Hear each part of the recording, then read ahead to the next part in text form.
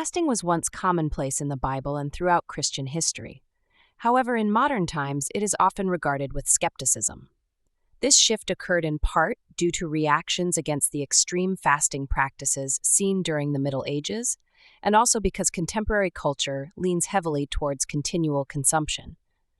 As a result, some have mistakenly associated fasting with being unhealthy.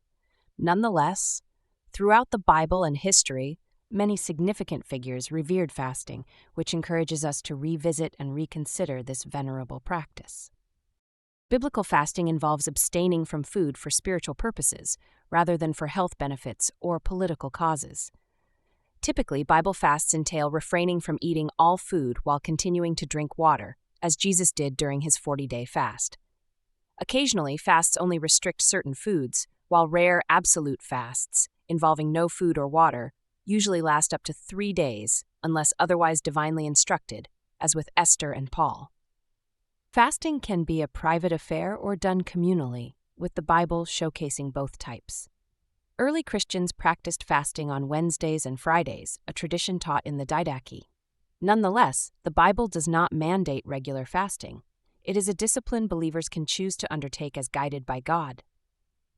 The question arises whether fasting is a Christian obligation. Jesus addressed how to fast in the Sermon on the Mount, indicating his anticipation that his followers would fast just as they would pray and give. He also assured John the Baptist's disciples that his followers would fast after his departure. This implies that the practice of fasting is intended for the entire period following Jesus' ascension to heaven. Therefore, while Jesus did not impose a strict directive, he clearly endorsed fasting.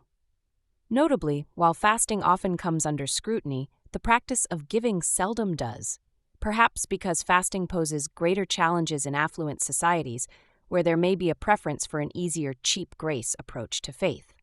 Today, many are unfamiliar with the practice of fasting. It is generally advisable to begin gradually, perhaps by skipping meals between lunch one day to lunch the next day, while consuming fruit juice. During a fast, focus on prayer and worship while attending to daily responsibilities. When concluding a fast, begin with light foods like fruits and vegetables, offering inward thanks to God. As one's ability with fasting grows, one might attempt full 24-hour fasts, relying only on water or lemon water, learning to manage hunger with self-control. Extended fasts, lasting 3 to 7 days, can yield profound spiritual outcomes, but may initially feel uncomfortable. Fasting should always be accompanied by prayer. Importantly, certain individuals, such as diabetics or pregnant women, should refrain from fasting.